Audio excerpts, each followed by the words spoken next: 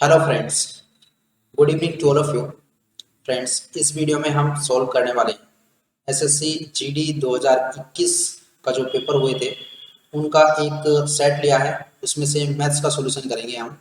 जो आपका शिफ्ट 1/12/2021 को दी और उसकी फर्स्ट शिफ्ट का जो एक पेपर था उसमें से मैथ्स का सॉल्यूशन करेंगे। ये वीडियो आपके लिए बहुत इंपॉर्टेंट होने वाली है अगर आप एसएससी जीडी एग्जाम की तैयारी कर रहे हैं, क्योंकि आप जानते हैं एसएससी में 80% क्वेश्चंस सेम रिपीट होते हैं, या बोला जाए कि सेम कॉन्सेप्ट पर रिपीट होते हैं।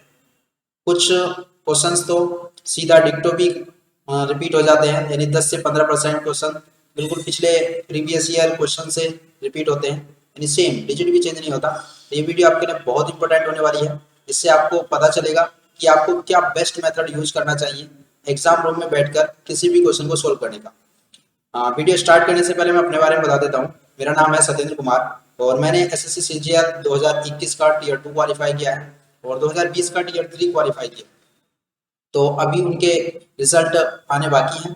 मेरे पास थोड़ा सा एक्सपीरियंस है, इसलिए मैं आपकी हेल्प करना चाहता हूँ कि आप भी इस एग्ज़ाम के लिए अच्छे से प्रिपेयर्ड हो जाएं, या फिर मैं अपना थोड़ा सा एक्सपीरियंस आपके साथ साझा कर सकूँ।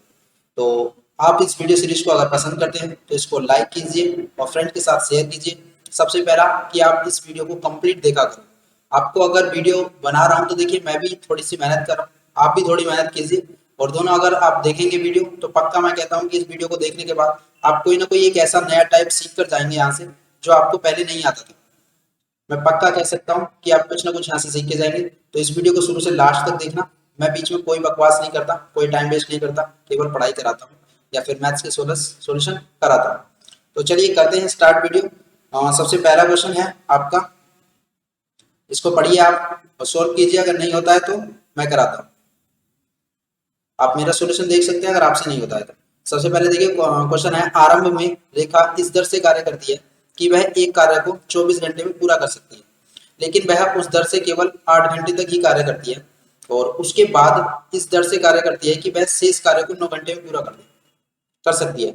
यदि रेखा को एक कार्य अवधि, ये बोला गया है कि एक कार्य अवधि में ही वह कार्य पूरा करना है। देखिए, आपसे बोला गया कि एक कार्य अवधि में ही पूरा करना है, यानी उसको जो है कार्य की जो अवधि है वो एक होनी चाहिए, यानी वो पॉइंट में ना हो या पॉइंट के बाद मतलब नहीं हो, कंप्लीट होनी चाहिए। मानी एक दिन है तो दिन होना चाहिए, एक घंटा है तो पूरा एक घंटा होना चाहिए।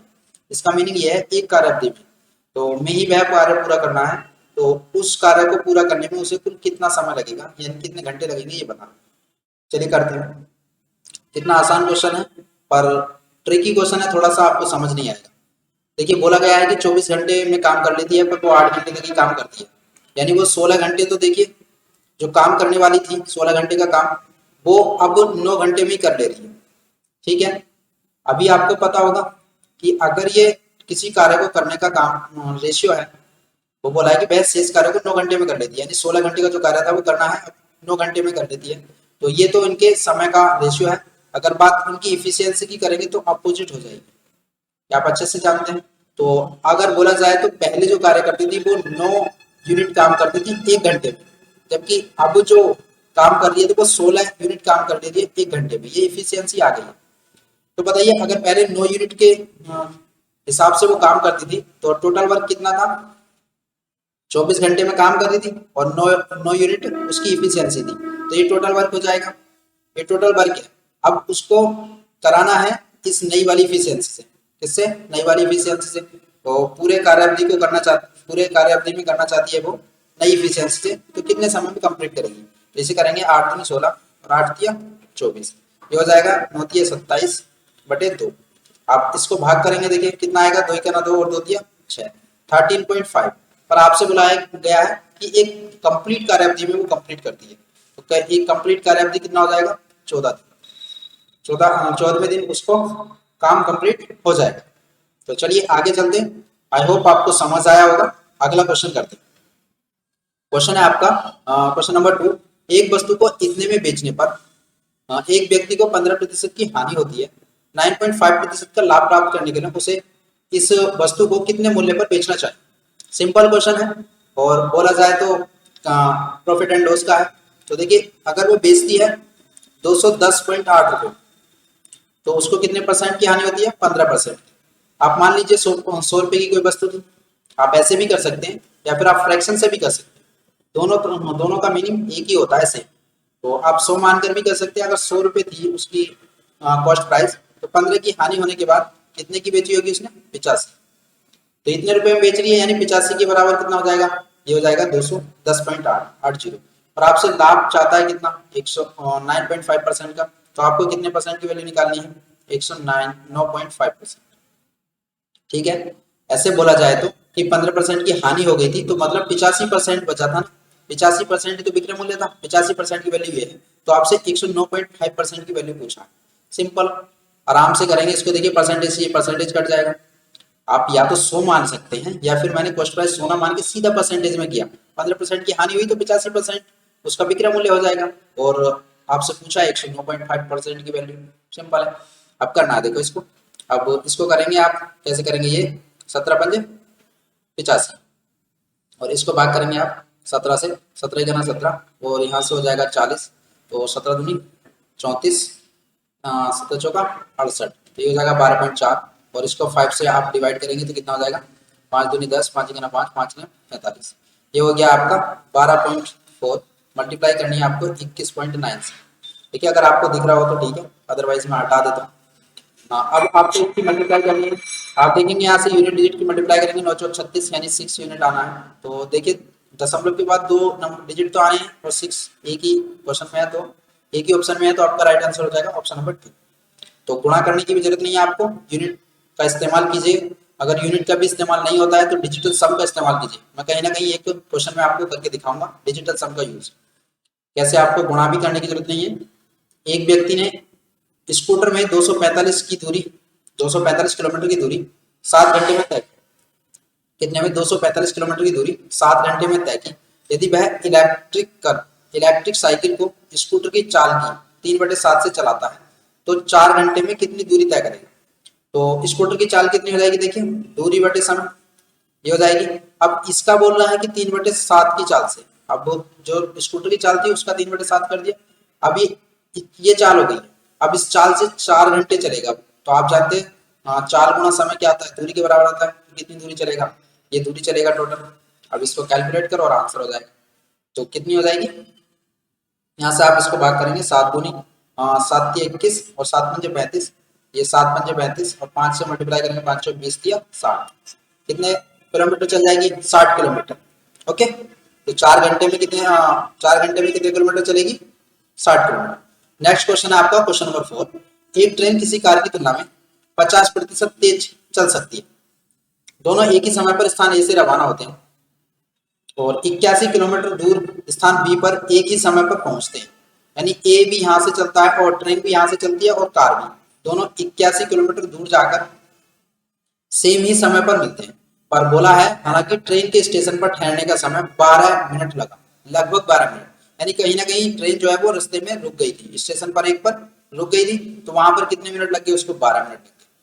तो अभी आपसे बोला है कि ट्रेन की चाल जो वो ज्यादा है। आप समझिए, अगर ट्रेन की चाल ज्यादा है तो ट्रेन ज्यादा जल्दी पहुंच जाती ना, टाइम से पहले पहुंच जाती, या फिर कार बाद में पहुंचती, पर उसके रुकने की वजह से वो सेम ही समय पर पहुंची। तो करेंगे इस क्वेश्चन को। देखिए आपको क्या दिया है? चाल दी है 50% तेज है किसकी? ट्रेन की। तो 50% का फ्रैक्शन क्या होता है? 1/2। यानी एक ज्यादा है किसकी? कार ट्रेन की कार से। तो एक ज्यादा है तो मतलब कितनी है? ट्रेन की 3 है, 3 यूनिट है, और कार की कितनी है? 2 यूनिट। तो ये आपका रेशियो आ चुका है आपका किसका? चाल का। तो यहाँ से आप टाइम का रेशियो अपोजिट होता है, ये याद रखना। जब डिस्टेंस फिक्स हो तो जो टाइम का रेशियो है वो अपोजिट होता है आपके स्पीड के रेशियो। तो ये टाइम का रेशियो आ गया। पर वो कह रहा है दोनों सेम समय पर पहुंची थी, पर 12 मिनट स्टेशन पर रुकी थी। तो ये ही तो अंतर है 12 मिनट का समय में 2 और 3 यूनिट के बीच में। तो 1 यूनिट की वैल्यू कितनी है? 12 मिनट। तो 2 की कितनी हो जाएगी? 12 दूनी 24 मिनट। यानी ट्रेन को लगेंगे 24 मिनट अगर वो सीधी जाती है, और कार को लगेंगे 36 मिनट। ठीक है, 36 मिनट, सॉरी परसेंटेज नहीं, 36 मिनट लगेंगे। इसको लगने वाले 36 मिनट, और इसको लगने वाले 24 मिनट। तो आपसे पूछा है कि कार की चाल बतानी है।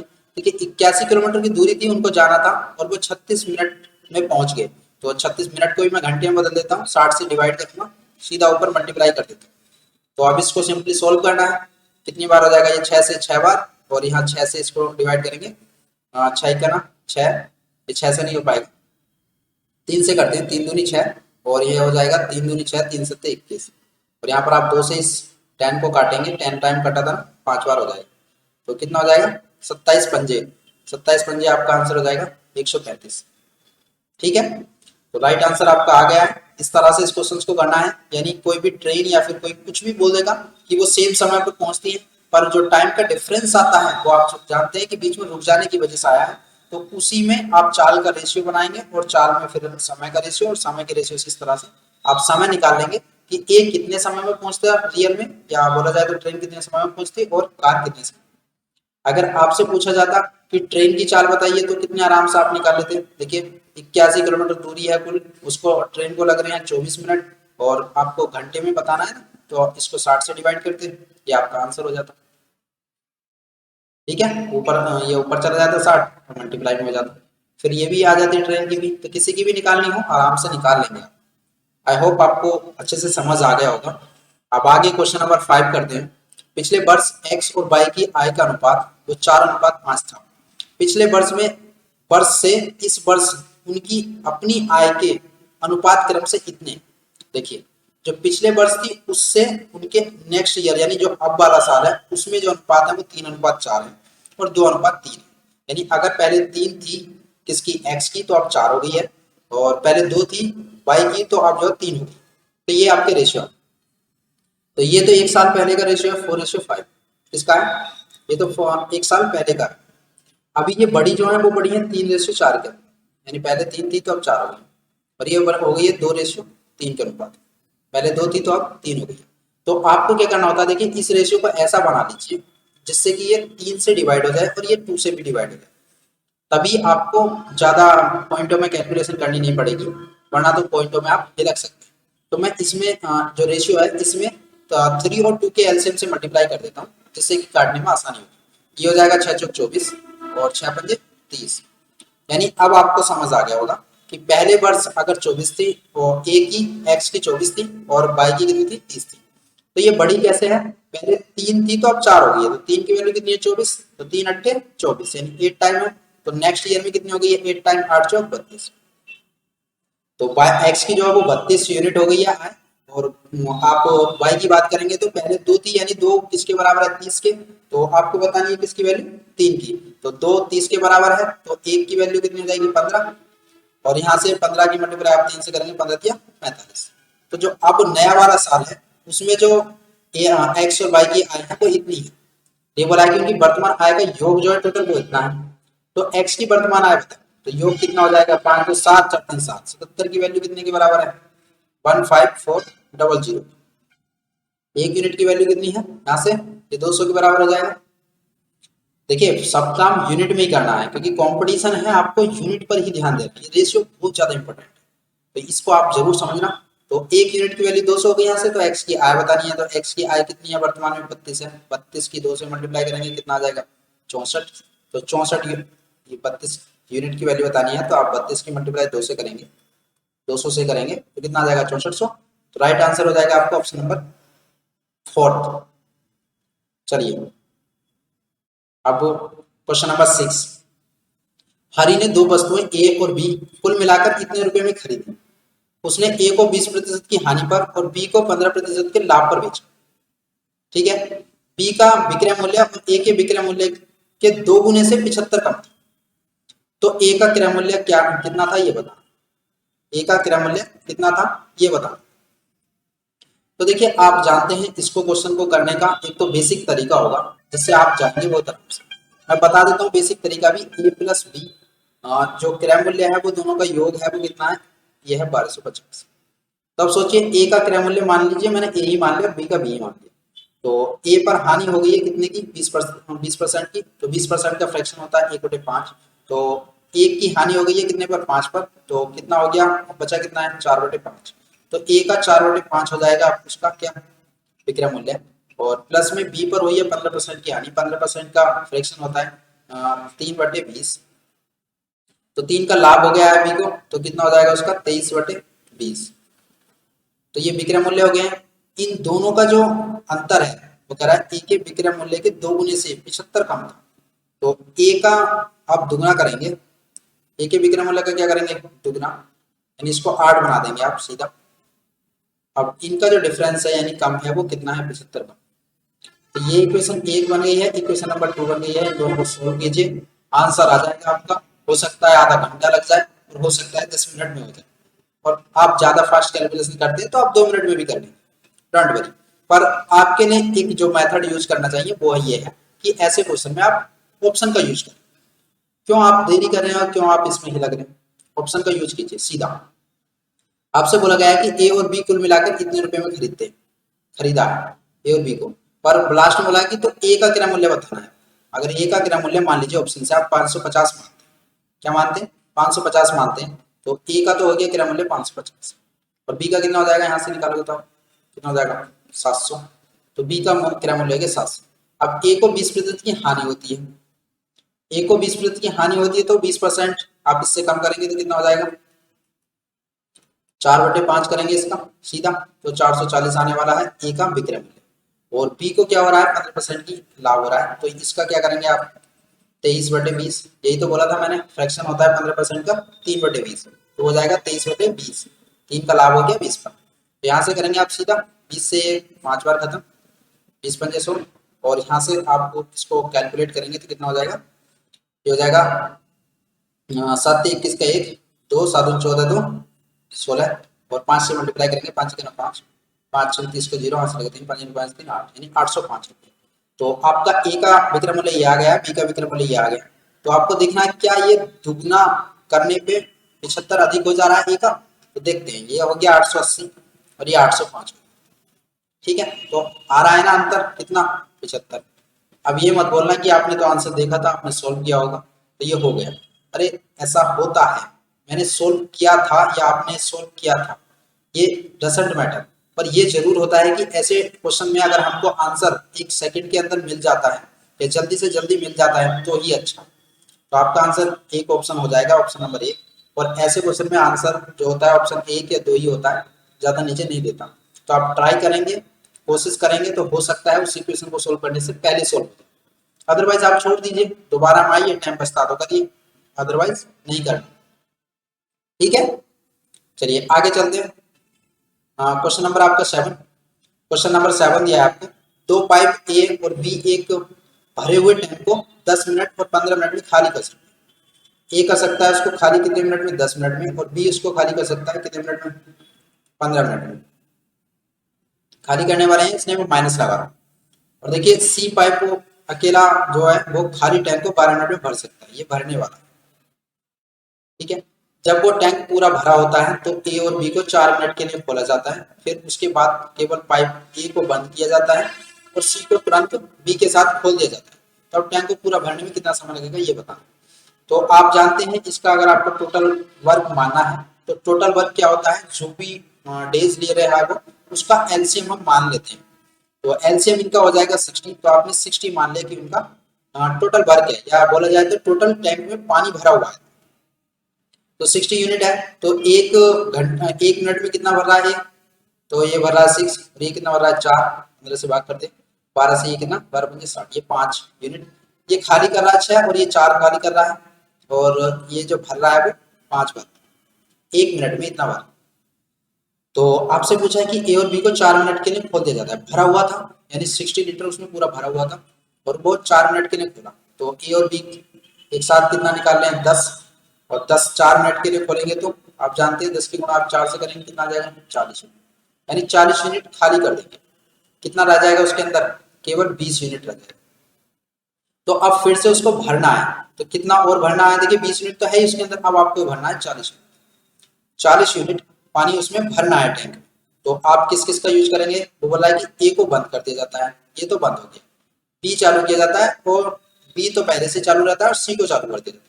तो 4 यूनिट खाली कर रहा है बी, 5 यूनिट भर रहा है सी, तो रिजल्टेंट कितना भरा जा रहा है उसमें 1 यूनिट ही भरा जा रहा है ना, 1 मिनट में 1 यूनिट ही भरा जा रहा है, तो 40 यूनिट भरना है, कितना मिनट लग जाएंगे 40 मिनट लग जाएंगे उसको भरने, ठीक है। अभी आपको दिख रहा होगा अच्छे से। क्वेश्चन नंबर 7 का आंसर हो जाएगा आपका ऑप्शन नंबर 4। आगे चलिए, क्वेश्चन नंबर आपका 8। क्वेश्चन नंबर 8 है आपका 7 मीटर गहरा और 20 मीटर त्रिज्या वाले खाली बेलनाकार टैंक में अधिकतम कितना पानी भरा जा सकता है। अधिकतम कितना पानी भरा जा सकता है, जितना उनका वॉल्यूम होगा या उसका आयतन होगा उतना भरा जा सकता है। और बेलन का आयतन का क्या होता है, पाई आर स्क्वायर एच, यही होता है ना। तो यहाँ पर रखेंगे 22/7 इंटू में 400 त्रिज्या होगी इंटू में 7, यहाँ से 7 से 7 खत्म, 22 के गुणा 4 से करेंगे कितना आ जाएगा 8800। 8800 आपका मीटर क्यूब आंसर होगा, कितना पानी भरा जा सकता है। क्वेश्चन नंबर 9, 10% वार्षिक ब्याज की दर पर इतने वर्षों के लिए निवेश किसी धनराशि पर, धनराशि का साधारण ब्याज 9% वार्षिक ब्याज दर पर 4.5 वर्षों के लिए निवेशित उतनी ही धनराशि के साधारण ब्याज से 55 रुपए कम। देखिए धनराशि दोनों में सेम ही है, तो आपसे बोला गया है कि 10% 3.5 वर्ष के लिए। तो आप जानते हैं जो ब्याज होता है वो क्या होता है, यानी सिंपल इंटरेस्ट जो होता है। अगर पी आपका प्रिंसिपल है तो उस पर RT% निकालना होता है ब्याज। कितना होता है RT%। सिंपल इंटरेस्ट कितना होता है RT%। तो R और T की मल्टीप्लाई करनी है आपको और परसेंटेज में निकाल देना है। तो यहाँ से कितना हो गया, पहली बार 35% और दूसरी बार कितना हो जाएगा 9 × 45 के 5 4 9 चौक 36 4 40, यानी 40.5%। सेम ही धनराशि है तो सेम ही परसेंटेज निकलेगा। तो इन दोनों को मैं घटा लूं, कितना हो जाएगा ये 5.5%। तो मान लीजिए प्रिंसिपल पी था, पी का 5.5% जो है वो किसके बराबर है, 55 के बराबर है। यानी पी का 35% निकालना था और पी का ही 40.5% निकालना था। तो इन दोनों का जो अंतर है वो 55 दे रखा है। तो पी का 5.5% ये बराबर है 55 के। तो आपको पी बताना है कितना होता है। तो पी यहाँ से आप देखिए करेंगे सीधा, पी इक्वल कितना हो जाएगा 55/5.5%। और परसेंटेज में ऊपर डबल जीरो, एक पॉइंट हटाएंगे एक और जीरो, कितना हो जाएगा 1000। आपका क्या हो जाएगा, राइट आंसर हो जाएगा ऑप्शन नंबर 3। अभी समझ आया होगा, बहुत ही आराम से, ज्यादा तगड़ा क्वेश्चन नहीं होते सिंपल इंटरेस्ट के, बहुत ही इजी क्वेश्चन होते हैं। क्वेश्चन आया है आपका सिंप्लीफिकेशन का, तो आपको बनता है कि इसको आप धीरे धीरे सोल्व कीजिए और एक ही बार में करेक्ट कीजिए। अगर दोबारा करने के चक्कर में लगे तो हो सकता है आपकी कई मिनट ले जाए। तो एक ही बार में करेंगे इसको। ऑफ पहले आया है, बॉडी मास का पूरा यूज करना है यहाँ पर 4 × 12 = 13। तो बॉडी मास का मतलब होता है कि वो भाग से पहले भी ऑफ को सोल्व करना है, यानी वहां पर गुणा को सोल्व करना है। तो 13/4 में और इसको यूज सोल्व करेंगे, 13 से 13 खत्म और ये 4 × 2 से भाग करनी है इसको, 4/5 को 2 से भाग करने का मतलब है ये 2 नीचे आएगा तो 2 बार करता है। तो इतनी टर्म की वैल्यू कितनी आ जाएगी 2/5। कितनी आ गई 2/5। अब सोल्व करना है इसको, माइनस यहाँ पर आप देखेंगे 8 एलसीएम लेंगे आप, तो यहाँ से 8 1 की गुणा 8 में करेंगे और 7 की गुणा 1 में करेंगे तो ऊपर हो जाएगा 1/15। कितना हो जाएगा 8 7 और 56, सॉरी 1/56 और नीचे हो जाएगा आपका 15/56। यही हो जाएगा 56 से 56 का, 1/15 रह जाएगा। तो 1/15 में गुणा किससे करनी है, 728 को दो 30/4 से। आप देखिए इस 15 से ये 2 बार कट जाएगा, ठीक है जी। और प्लस में आपका 3/5। अब इन दोनों को, ये तो प्लस के हैं, इनको आप ऐड कीजिए। अब इसको ऐड करेंगे आप, बेस सेम है तो ऊपर हो जाएगा 5/5 यानी 1। और यहाँ से ये माइनस का बच जाएगा कितना 2/7। ठीक है, तो अब 1 माइनस 1 में से माइनस करना है 2/5, कितना बच जाएगा 5/7। ये आपका आंसर हो जाएगा ऑप्शन नंबर 8। सिंपल था, आसानी से हो गया। आगे चलते हैं, आइए देखते हैं। क्वेश्चन नंबर 11 है आपका, 9 संख्याओं का औसत 20.6 है, उनमें से 3 संख्याओं का औसत 26.1 है, जबकि अन्य 3 संख्याओं का औसत 15.2। तो शेष 3 संख्याओं का औसत आपको बताना है। तो इसको करने के अलग अलग तरीके हो सकते हैं, आप ऐसे भी कर सकते हैं 20.6। कैसे करेंगे, 20.6 को मल्टीप्लाई करेंगे आप 9 से, और 3 को मल्टीप्लाई करेंगे आप 26.1 से, ये उसका सम आ जाएगा। और 15.2 को आप मल्टीप्लाई करेंगे 3 से, तो ये इन 3 का आ जाएगा सम, और ये इन 3 का सम आ जाएगा, 6 का सम आ जाएगा। अब 6 का सम 9 में से घटा देंगे तो बाकी 3 का सम बचेगा, यानी उनका योग बचेगा, तो उसको 3 से भाग करेंगे, औसत आ जाएगा। ठीक है, एक ये तरीका है। और मैं जो बताने वाला हूँ वो एक प्रैक्टिकल तरीका है, जिसमें आपको इतना सारा कुछ करने की जरूरत नहीं है। आपसे बोला है सभी का जो एवरेज है वो 20.6, उनमें से 3 का कितना है 26.1, और कुछ 3 है उसमें से उनका 15.2, तो शेष 3 का आपको पता। देखिए अगर उसने बोला 20.66 से भी ज्यादा, सभी ज्यादा है ना, तो सभी 20.66 है, तो इसका मतलब हुआ 20.66 है पर ये 3 संख्या तो ज्यादा है, तो हमारे लिए हमने इनको क्या कर दिया, कुछ ज्यादा दे दिया। तो कितना ज्यादा दिया है, यहाँ से आप सब्ट्रैक्ट करेंगे इसको तो कितना आ जाएगा, यह आ जाएगा 5.5, यानी 5.5 ज्यादा है कितनी संख्याओं पर, 3 संख्याओं पर।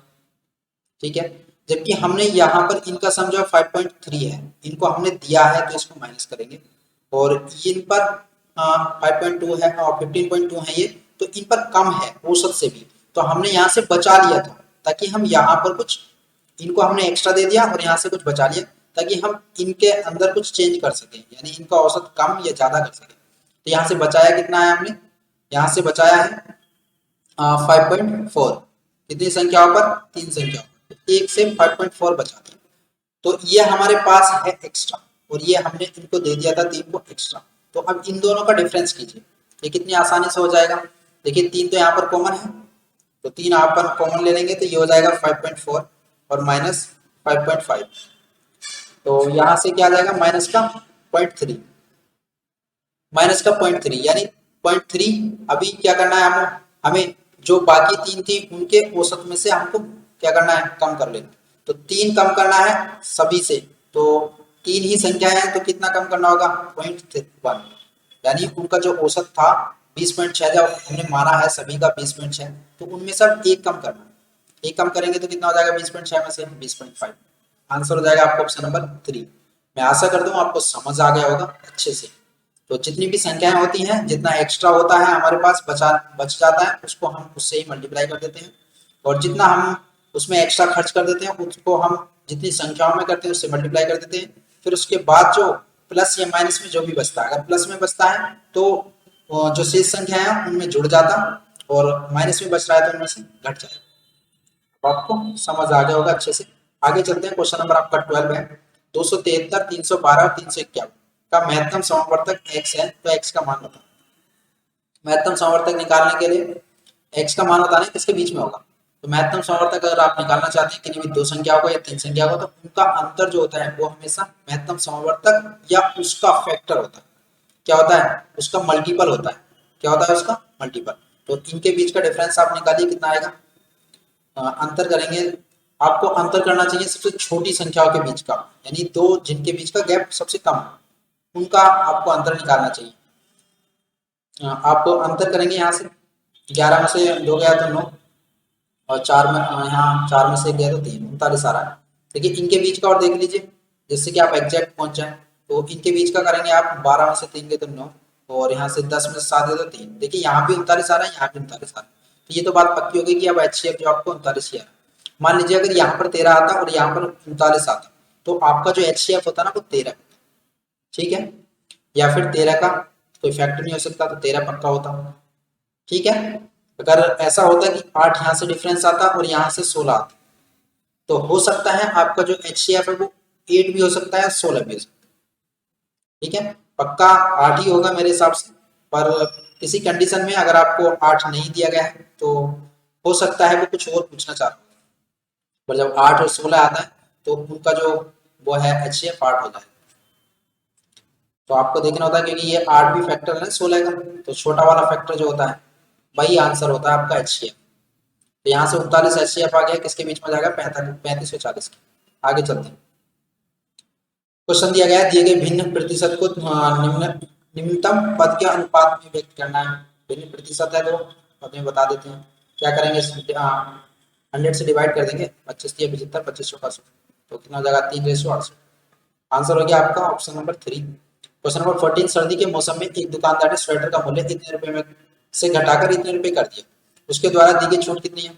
छूट निकालना है, अंतर कर लो 1264 में से, 12 में से 4 गया 8, और यहाँ 11 में से 6 5, 3 में से 2 1, 158 की छूट दे दी कितने पर, 1422 पर।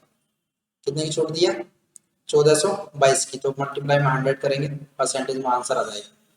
जो भी आंसर होगा आपका आंसर कीजिए यहाँ से।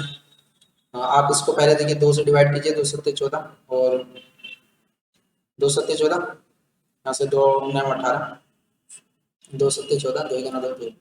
अब देखिए इसको डिवाइड करेंगे, 79, 79 का भाज्य संख्या है तो ये डिवाइड नहीं होगी। नीचे वाला देखते हैं किससे हो सकता है, 7 2 9 9 से हो रहा है। तो देखते हैं 9 का कुछ संबंध तो नहीं है। 9 सत्ते 63 9 अट्ठे 72, तो ये 9 सत्ते 63 और उसके बाद बचेगा 81, तो नॉट बना है 81, तो 79 नीचे आ रहा है, 9 बार बच जा रहा है। तो ये 79 से ये वाला जो कट जाएगा वो कितनी बार कट जाएगा, 9 टाइम कट जाएगा। ठीक है, तो ये हो जाएगा 100/9, और 100/9 क्या होता है, 11.1111। क्या बोला जाए तो 11 से ही 1/9%, ये हो जाता है आंसर। आगे चलते हैं, क्वेश्चन नंबर आपका 15 है, सिंप्लीफिकेशन का क्वेश्चन है। बहुत ही आराम से आप इसको सोल्व कर लेंगे, मुझे सोल्व कराने की जरूरत नहीं है, मुझे लगता है आप सोल्व कर लेंगे, बॉड मास का यूज करेंगे इसमें। आगे चलते हैं, क्वेश्चन नंबर आपका 16 है। प्रत्येक 2 सेंटीमीटर व्यास वाले शीशे की गेंद की संख्या ज्ञात कीजिए जिन्हें 18 सेंटीमीटर व्यास वाले गोले से बनाया जाता है। तो देखिए यहाँ पर तो केवल आपको संख्या पूछा है, तो आप बहुत ही आराम से बता देंगे। मान लीजिए शीशे की जो रेडियस हो जाएगी वो 1 हो जाएगी छोटी गोली, और बड़ी वाली की कितनी है, 9 हो जाएगी। तो 9 रेडियस है तो इसका आयतन क्या हो जाएगा, क्या होने वाला है, 4/3 पाई r क्यूब, कैपिटल बना देता हूँ। और छोटी वाले का क्या हो जाएगा, 4/3 पाई स्मॉल r क्यूब। तो आपको यहाँ पर नंबर बताना है, तो ये ऐसे ही होगा ना, 4/3 पाई r क्यूब मल्टीप्लाई में n, यानी n गोली बनेगी तो वो बराबर होगी 4/3 पाई r क्यूब के। यही है ना, उन दोनों का क्या हो जाता है, आयतन बराबर हो जाता है। तो आप इसको इतना बड़ा ना लिख के आप जानते हैं 4/3 से 4/3 कट नहीं है, और तो यहाँ पे n की वैल्यू जो होती है वो होती है हमेशा कैपिटल r क्यूब/स्मॉल r क्यूब। तो आप यहाँ पे ये सब ड्रामा ना करके आप सिंपल इतना सा कीजिए कि r क्यूब कीजिए, तो जितनी बनेंगी उतनी बन जाएंगी। तो 9 का क्यूब कितना होता है, 729, और 1 का कितना है 1, तो 729 गोली बन जाएंगे। अब आपको कोई भी जरूरत नहीं है पूरा फॉर्मूला लिखने की या पूरा सब कुछ डिटेल में दिखाने की, आप सिर्फ इतना कीजिए और आंसर आएगा। तो चलिए ये तो बात थी केवल अगर आयतन दिया हो और आपसे गोली की संख्या पूछिए। और हो सकता है कभी कभी पूछता है कि सरफेस एरिया में कितने परसेंटेज इंक्रीज हुआ, और कभी कभी पूछता है कि वो आपके आयतन में कितने परसेंट इंक्रीज हुआ। तो सिंपल सी बात है कि अगर उसका व्यास 1 है और इसका कितना है 9, तो इसको जो है ना आप अगर 1 भी ना दिया है, अगर आपको दिया है 5 दिया है और यहाँ पर 45 दिया है उसकी रेडियस, तो आप इसको 5 का 1 करके 5 में 45 यानी छोटी डिजिट बना लें, रेशियो बना लें, और रेशियो का इस्तेमाल करेंगे बहुत आराम से क्वेश्चन हो जाएगा। 1 आपने ये मान लिया और 9 इसकी मान लिया आपने त्रिज्या, तो आपका आयतन क्या होने वाला है 1 और इसका होने वाला है 729, तो कितने टाइम्स बढ़ गया है 728 टाइम्स। तो हो सकता है 728% बढ़ जाए। तो परसेंटेज में पूछे तो इस तरह से बता दो कि आयतन बढ़ जाएगा। और सरफेस एरिया पूछे तो आप जानते हो उसमें क्या होता है, आर का स्क्वायर होता है, 4 पाई r स्क्वायर। तो दोनों में 4 पाई से 4 पाई कट जाना है, तो आर का स्क्वायर ही रहना। तो 9 9 कितना हो जाएगा 81, और 1 का स्क्वायर 1, तो कितने टाइम्स बढ़ गया सरफेस एरिया, 71 टाइम्स या 71%, कितने 71 टाइम्स बढ़ गया ना। तो परसेंटेज में निकालेंगे तो कितना चेंज आ गया है आपका, 7100%। यहाँ पर सॉरी ये हो जाएगा 7280%, इतने परसेंट इंक्रीज हो गया। तो इस तरह से करना है रेशियो बना के, ना कि आपको पूरा फॉर्मूला लिखना है पूरा करते जाना है। जब भी आपसे परसेंटेज इंक्रीज या परसेंटेज डिक्रीज पूछे तो इस तरह से यूज किया करें। आपको जरूरत नहीं है पूरा फॉर्मूला लिखने की। हो सकता है कई बार वो सिलेंडर में भी पूछता है, तो सिलेंडर में भी आप जानते हैं क्या होता है, आर स्क्वायर और एच होता है। तो इसी की वैल्यू को आप कंपेयर किया करें, आर स्क्वायर एच, या बोला जाए इसको एच कर देता हूँ। तो इस तरह से इन्हीं की वैल्यू को कंपेयर किया करो और रेशियो में सीधा सोल्व कर लिया करो, फॉर्मूला लिखने की जरूरत नहीं। कई बार बोलता है छोटी गोली से एक बड़ी गोली बनाया जा रहा है, तो इस तरह के क्वेश्चन ऐसे ही करने चाहिए। अब देखिए बोला है कि किसी कक्षा में 100 छात्रों के औसत अंक 80 हैं, वरीयता सूची में 15 छात्रों के और नीचे के 15 छात्रों के औसत जो है वो 84 और 74 है। तो शेष छात्रों को औसत बताना है, सेम क्वेश्चन आ गया पहले के जैसे। तो 100 का कितना है 80 है, 100 छात्रों के औसत 80 है, वो 15 के जो 84 है। ठीक है जी, इनके 84 है तो हमने 4 यहाँ पर एक्स्ट्रा दे दिया, एक्स्ट्रा दे दिया है ना, एक्स्ट्रा दे दिया ना, कितना 4 कितने लोगों को 15 को, तो 4 की मल्टीप्लाई करेंगे 15 से, ये एक्स्ट्रा चला गया यहाँ पर। ठीक है, और यहाँ पर इनको हमने 74 बोला है, ये 15 जो है वो 74 है। तो यहाँ पर कितना एक्स्ट्रा ले लिया हमने यहाँ से 6 बचा लिया ना हमने यहाँ पे, तो उसको लिखेंगे प्लस में, जो बचा लिया उसको प्लस में बना 15। तो हमारे पास इसका रिजल्ट बताना है आपको, यानी इन दोनों का डिफरेंस होता है।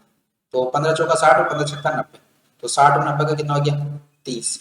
30 क्या है, देखिए बड़ा कौन सा होगा, ये वाला ना। 30 हमारा पास जो है वो बच गया है, एक्स्ट्रा बच गया, 30 बच गया ना। तो ये 30 हमने बचा लिया, और ये बचा हुआ उन बाकी जो देखिए 15 थे, ये 15 थे, यानी 30 तो ये थे, दोनों मिला के 70 लोगों में बंटना। 30 जो बचाया है हमने इससे, वो 70 लोगों में डिवाइड हो। तो 70 लोगों में डिवाइड होना है तो कितना हो जाएगा, देखिए 3/7 हो जाएगा। और इससे करेंगे तो 7 चौक 28 यानी 0.4, 7 चौक 28 के बाद 20 7 तिया 21, लगभग 29 कुछ आएगा। तो इसको क्या लिखोगे, देखिए 80 में इसको ऐड करोगे तो कितना हो जाएगा, 80.42 समथिंग समथिंग और आगे आएगा। तो आंसर आपका लगभग में क्या हो जाएगा, 80.43। ठीक है, ऐसे ही करना होता है इस एवरेज के क्वेश्चन को। अगर आप किसी और मेथड लगाएंगे तो बहुत टाइम कंज्यूम होता है। 3 संख्याएं इस प्रकार है कि पहली संख्या तीसरी संख्या से 30% अधिक है। बोल रहा है कि 3 संख्या इस प्रकार है कि पहली संख्या तीसरी संख्या से 30% अधिक है। तो तीसरी संख्या मैंने मान लिया 100 है, तीसरी संख्या 100 है, तो पहली संख्या कितनी हो जाएगी, 130 हो जाएगी। ये फर्स्ट है। आपसे बोला कि दूसरी संख्या तीसरी संख्या से 40% कम है, यानी कितनी है, 60 है। देखिए 100 से 40% कम कितना हो जाएगा, 60 हो जाएगा, और 100 से 30% अधिक यानी 130 हो जाएगी। ये सेकंड हो गई। आपसे पूछा कि पहली संख्या और दूसरी संख्या, बोला कि पहली संख्या का पहली और दूसरी संख्या के योग से अनुपात होता है। पहली संख्या का पहली और दूसरी संख्या के योग से, योग करो, इसका कितना आएगा, 190। तो इनसे आपको क्या बताना है, रेशियो बताना है, अनुपात बताना है। तो कितना जाएगा, 13:19। तो आपका आंसर हो जाएगा option number A. I hope आपको अच्छे से समझ आ गया होगा। तो मुझे लगता है कि अभी लाइटिंग बहुत कम हो गई है, और आप डोंट वरी, मैं आपको कंप्लीट करा देता हूँ इसका सॉल्यूशन। आप इसको देखते रहिए। एक वस्तु की कीमत में प्रति वर्ष 20% की वृद्धि होती है। यदि तीसरे और चौथे वर्ष के अंत में इसकी कीमत का अंतर इतने रुपए है, तो दूसरे वर्ष के अंत में इसकी कीमत क्या है, ये बता। तो हर साल 20% की वृद्धि हो रही है, तो 20 से 20% का फ्रैक्शन क्या होता है, 5 से 6 हो जा रही है हर साल में। 1/5 है ना, तो 5 का 6 हो जाएगा। तो अंतर कितना है, देखिए 3 और 4 का, 1 साल का अंतर दे रखा है ना। तो एक साल में जो आपका तीसरे से चौथे साल होगी, वो भी तो 5 से 6 ही हो रही होगी। तो एक की वैल्यू कितनी दे रखी है आपको, दे रखी है 86.40। तो तीसरे साल की वैल्यू कितनी हो जाएगी, 5। तो 5 की वैल्यू निकालेंगे तो तीसरे साल पर अमाउंट आ जाएगा। तो तीसरे साल पर 5 से गुणा कर दीजिए, इसमें 5 और 20 जीरो, 2 बचेगा, 5 और 30 तो 32 का 2, आंसर लगे 3, 5 और 40 3 43, यानी 432 आ गया।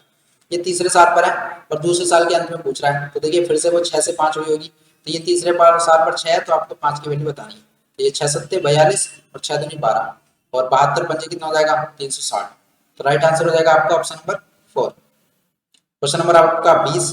एक व्यक्ति ने 8% चक्रवृद्धि ब्याज दर, जो कि वार्षिक रूप से चक्रवृद्धि है, पर कितने उधार लिए, जो 2 वर्ष में 2 समान वार्षिक किस्तों में वापस करना। प्रत्येक किस्त की धनराशि कितनी होगी, ये बताना है आपको। तो आप जानते हैं 8% की दर है, तो क्या हो जाएगा, चक्रवृद्धि ब्याज आपको बताना है, और चक्रवृद्धि ब्याज पर कितने रुपए उधार लिए 2 वर्षों में, 2 समान किस्तों में देने हैं। तो 8% का फ्रैक्शन क्या होता है, 2/25, यानी 25 से 27 हो, 25 से कितना हो गया, 27। तो इसको जब आप किस्त बनाते हैं तो अगले साल क्या लिखते हो, 625 से 727 का स्क्वायर यानी 729। तो देखिए पहले वर्ष के लिए 25 से 26 होगा, दूसरे वर्ष के लिए क्या होगा, 625 से 729, जो भी धन लिया होगा आपने। तो अब आप बोला है कि किस्तें जो बराबर है, तो यहाँ पर भी 27 से मल्टीप्लाई करेंगे आप, यहाँ पर भी 27 से मल्टीप्लाई। तो ये हो जाएगा 27 की मल्टीप्लाई आप 25 से करनी है। तो 25 छक्का 150, 7 25 सत्ते 175 का 5, 80 लगे 17, 25 दिन 50, ये हो जाएगा 67। तो ये आपकी किस्तें आ गई दोनों बराबर 729, और ये आपका क्या आ गया, ये आ गया प्रिंसिपल। तो इसको ऐड कीजिए, कितना आएगा, 10 का 0 और 10 का 0, 6 दिन 12 13, 1300 आ गया। तो 1300 किसके बराबर है, उधारनी की धनराशि कितनी है, 13,000। 1300 किसके बराबर है, 13,000। तो आपको बताना है, किस्त बतानी है। तो किस्त में कितना हो जाएगा, ये हो जाएगा आपका ये कितने गुना है, 10 गुना ही तो है, तो किस्त भी 10 गुना हो जाएगी। कितनी हो जाएगी, 7,290 की। ठीक है, इस वीडियो में बस इतना ही। लाइट बहुत ज्यादा खत्म हो गई है, तो अगली वीडियो में आपको बताना है कि आप किस टॉपिक पर चाहते हैं अगली वीडियो। और आप अगर यही चाहते हैं कि मैं ऐसे ही आपके लिए प्रीवियस ईयर क्वेश्चंस कराता रहूं, सेट कराता रहूं, तो आप कमेंट बॉक्स में जरूर बताइए। मिलते हैं अगले वीडियो में, तब तक के लिए bye bye, take care. Friend के साथ इस वीडियो को जरूर शेयर कीजिए ताकि मैं भी मोटिवेटेड रहूं और आपके लिए मेहनत करते रहूं।